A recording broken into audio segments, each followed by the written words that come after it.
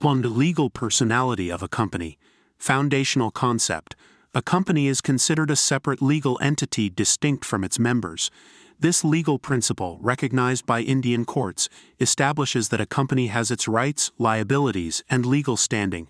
Example: in the landmark case of Solomon & Company Limited, the Privy Council affirmed that a company is a separate legal entity.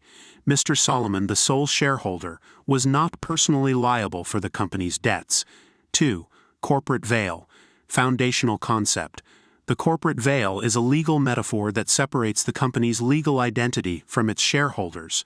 It shields individuals from personal liability for the company's actions. Example: in the Indian case of Hazari Mal Kuthiala income tax officer, the court emphasized the sanctity of the corporate veil, stating that it can only be lifted in exceptional circumstances. 3. Doctrine of ultra vires. Foundational concept.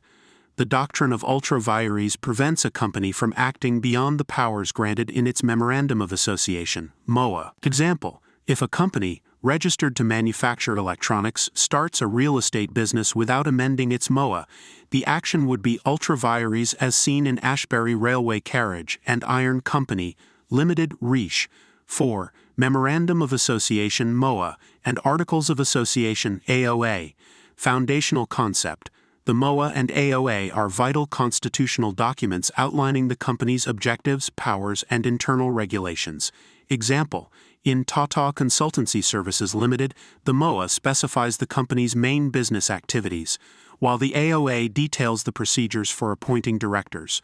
5. Registrar of Companies, ROC. Foundational concept. The ROC is the government office overseeing company registrations and ensuring compliance with statutory requirements. Example: ABC Private Limited must file its annual financial statements with the ROC, demonstrating adherence to legal obligations. 6. Limited liability. Foundational concept. One of the key benefits of incorporating is limited liability, protecting shareholders from personal liability for the company's debts. Example: if XYZ Limited faces financial difficulties, shareholders are not personally liable beyond their invested capital, as established in the case of Solomon & Company Limited. 7. Board of Directors. Foundational concept. The Board of Directors manages the company on behalf of shareholders, making strategic decisions. Example: in Dalmia Delhi Administration, the court upheld the authority of the board to make decisions in the best interest of the company. 8. Corporate governance. Foundational concept. Corporate governance ensures ethical conduct, transparency, and accountability in company operations.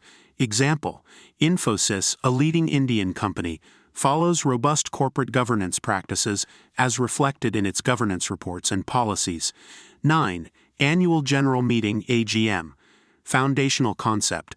The AGM is a mandatory annual meeting where shareholders discuss company matters.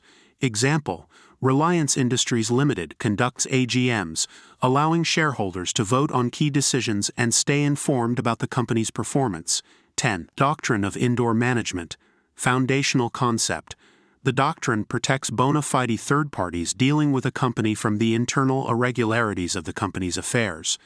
Example: in Mahoney East Holyford Mining Company, the court protected a bondholder who did not know about irregularities in the company's internal affairs. Understanding these foundational concepts is crucial for navigating the intricacies of company law in India.